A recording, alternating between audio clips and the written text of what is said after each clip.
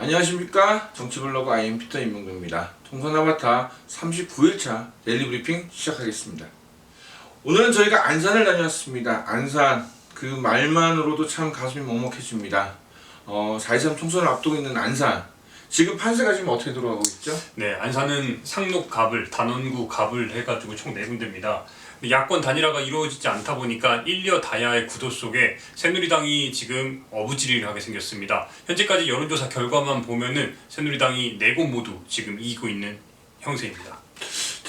며칠 전에 세월호 유가족과 희생자 그 부모님들이 같이 모여서 총선 출마자 후보들과 어떤 약속과 협약을 하기로 하지 않았나요? 네, 그렇습니다. 이틀 전의 이야기인데 그 4.16 연대가 중심이 돼서 이 안산에 출마한 모든 후보자들을 다 요청을 했습니다. 오도록 이제 한자리 분향소 앞에서 한자리로 모시도록 이야기를 했고, 그런데 새누리당 후보자 4명만 부참을 했습니다. 이 자리에서 부모들이, 그러니까 세월호 희생자의 부모들이 원했던 요구는 단 한 가지입니다. 세월호 인양과 그리고 진실규명에 대해서 좀 더 적극적으로 대응해 주길 바라는 협약서 체결입니다. 그런데 새누리당 후보자들만 빠졌습니다.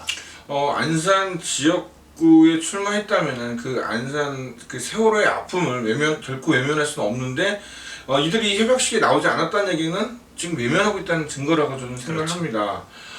이거에 대해서 지금 그때 참석을 하고, 그 다음에 또 공보물도 지금 김 기자 계속 봤는데, 공보물 얘기도 한번 해보죠.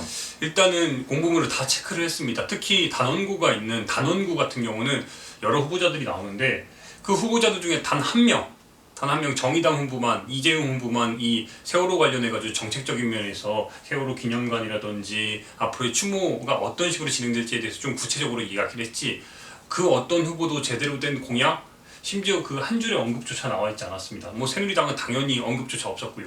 제가 볼 때 이거는 그냥 잊으려는 그 모든 수순으로만 보이고 있습니다. 그럼 지금 새누리당 후보들이 왜 안 나왔냐고 물어봤을 텐데, 그들이 답변을 먼저 들어보시겠습니다. 다 후보자도 다 오셨는데 새누리당 후보자들만 좀 안 오셨는데 특별한 좀 이유가 좀 있나요? 아니요, 그거는 전혀 그런 건 없고요. 그 내용은 제가 잘 모르겠거든요. 그 부분은. 답변할 것도 없네요. 답변도 안 하고 모른다. 후보자 연락은 좀 돼봤나요? 일단 여러 차례 이번에도 시도를 했는데 역시나 마찬가지였습니다. 저희가 일단 국민TV인 거 밝히고, 그 다음에 피터 선배랑 이렇게 다니는 거 밝혔더니 답 주겠다는 말만 반복했을 뿐 여전히 답은 없었고요. 우리가 안산을 떠날 때까지도 네. 연락이 없었고, 네. 고작해야 한다는 게 방금 들었던 보좌관이 나는 후보자가 아니라서 모른다.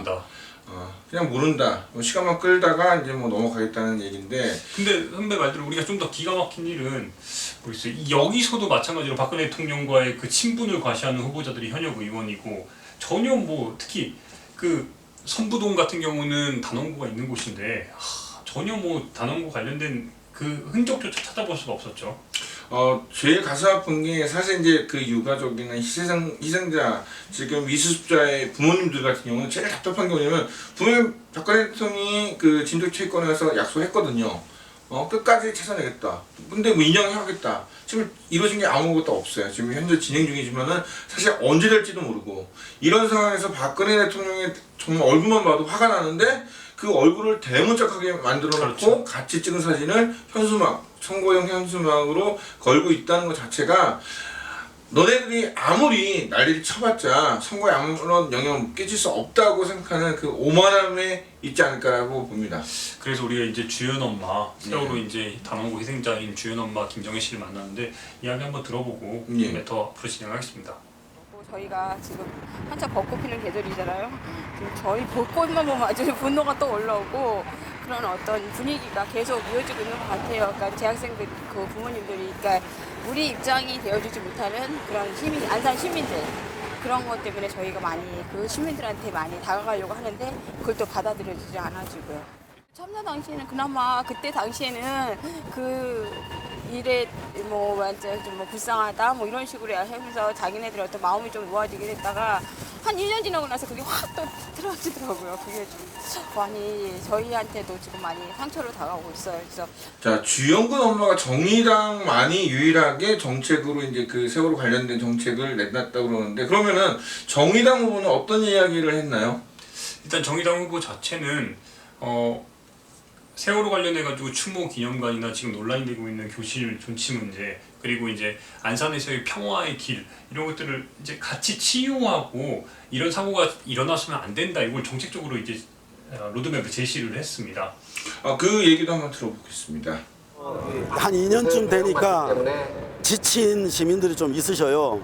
근데 그분들 이야기를 듣다 보면 이게 표에 도움 안 되겠다. 딴 사람도 그렇게 판단을 했겠죠. 근데 당장의 표의 문제가 아니라 양심의 문제인 거고, 실제 이 일은 정치적으로 해결할 수 있는 길밖에는 거의 없어요. 그러면 정치하는 사람들이 그 부분에 더 적극적으로 나서서 해야 되는데, 지금은 그게 표에 도움 안 된다고 생각한 겁니다. 제가 볼 때는 그거밖에는 다른 이유가 없어요.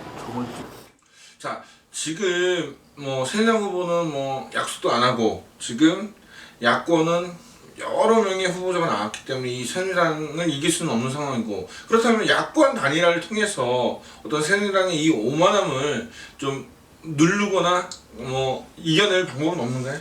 결국에 답은, 여기가 안산이 원래부터 좀 야권 성향이 좀 강한 곳이다. 그렇죠. 노동자들이 많다 보니까 상당히 강한 곳인데, 지금 상태로라면은 가장 큰 문제가 뭐냐?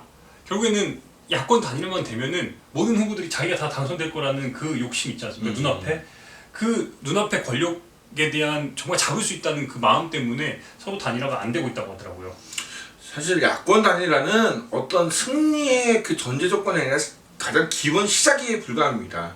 자기가 선거 전략 열심히 한 다음에 선거 열심히 하다가 야권 단일화가 되면은 기본적으로 어떤 여당, 그다음에 새누리당의 어떤 기득권을 이겨낼 수 있는 어떤 시작일 뿐인데, 그거를 가지고 마치 자기들이 승리하는 것처럼, 권력을 획득하는 것처럼 생각하는 것, 착각하는 것 자체는 사실 이제 그 유권자, 특히 야당 지지자들에게 정말 실망감을 안겨줄 수밖에 없는 거죠. 이 때문에 가장 우려가, 정말 상록 갑을, 그다음에 단원 갑을 해서 네 곳 모두 그 세월호의 진짜 아픔의 도시 이 안산이 네 곳 모두 새누리당이 차지하게 될 것이 정말 우려가 되고 있습니다. 저는 가장 걱정되는 것이 이제 세월호 교실 존치라는 그 문제뿐만 아니라 어떤 추모 기념관이나 이런 다양한 부분이 사실은 어떤 입법화되는 그런 과정이 필요하거든요. 그 입법화되는 과정 속에서 지금 막상 자기의 지역구인 그 안산 출신의 그 국회의원들조차 그걸 거부한다면 과연 누가 손을 들어줄 것이냐는 반문을 해볼 수밖에 없어요. 결국에는 자식 잃은 이 부모들이 자기들의 아픔을 누군가 대변하고 목소리를 내줄 사람이 필요한데, 지역구 국회의원조차 아무도 대변해주지 않고 오히려 외면하려고 하는 모습 속에서 정말 한국 사회의 저는 현실이 그대로 반영돼 있다고 또 보고 있어요. 지역 구민을 외면하는 후보, 과연 그 후보가 국회에 들어가서 여러분의 이야기에 귀를 기울일 것인지 다시 한번 생각을 해봤으면 좋겠습니다. 총선 아바타 39일차 데일리 브리핑 이만 마치겠습니다. 시청해주신 여러분 고맙습니다.